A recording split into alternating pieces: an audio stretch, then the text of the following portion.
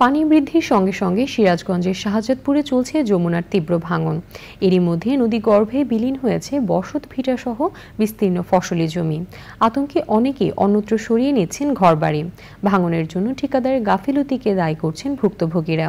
আর ভাঙন রোধে কাজ চলছে বলে জানিয়েছে পানি উন্নয়ন বোর্ড। ফেরদৌস রবিনের তথ্য ভিডিও চিত্রে সাবরিনা হাসানের রিপোর্ট।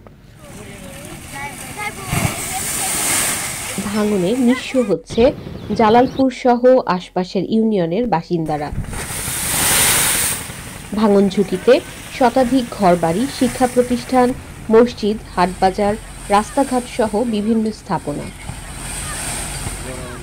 ক্ষতিগ্রস্তদের অভিযোগ, অবৈধ বালু উত্তোলন ও নদী তীরবর্তী ক্যানেল দিয়ে বাল্কহেড যাতায়াতের কারণেই বারবার দেখা দিচ্ছে নদী ভাঙন। দিকে তো 10-12 বিঘা ভাঙছে, ভাঙ্গার পুরি আছে, প্রতিদিন একদিন পরপর ভাঙছে। কাজ করা বাদ দিয়ে বাড়িতে এসে বসেছে যে নদী তুমনকে ভেঙে যাবে, গরু বাছুর তো হরান নিব। নাই বাড়ি নাই ঘর, ভাঙ্গে আবার বেটা বিটি নিয়ে কোন জায়গায় যাবো, তো অসুবিধা হবে। জমা ঘর বাড়ি গরু বাছুর সব চলে গেল। বগল দেওয়া যায়, যত বগল দেওয়া যায় তো যাওয়ার হাতে হাতে আবার কিছু ভেঙে যায়। প্রকল্পের সময়সীমা পার হলেও বাঁধ নির্মাণ কাজ এখনো শেষ না হওয়ায় ক্ষয়ক্ষতির পরিমাণ আরো বাড়ছে।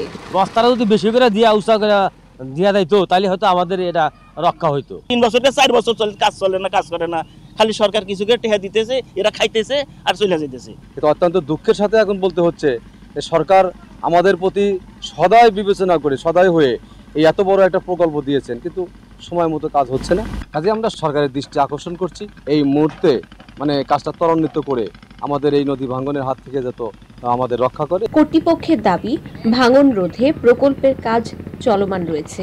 এই নদী ভাঙন রোধে আমরা প্রকল্পের পাশাপাশি জিও টিউব ডাম্পিং শুরু করেছি। এছাড়া পানি উন্নয়ন বোর্ডের নিজস্ব ড্রেজার দিয়ে আমরা চ্যানেলটিকে একটু ওয়াইড করার জন্য চেষ্টা করে যাচ্ছি। ভাঙন রোধে জরুরি পদক্ষেপের পাশাপাশি অভিযুক্তদের বিরুদ্ধে দ্রুত ব্যবস্থা নেওয়ার দাবি জানিয়েছেন যমুনা পাড়ের মানুষ।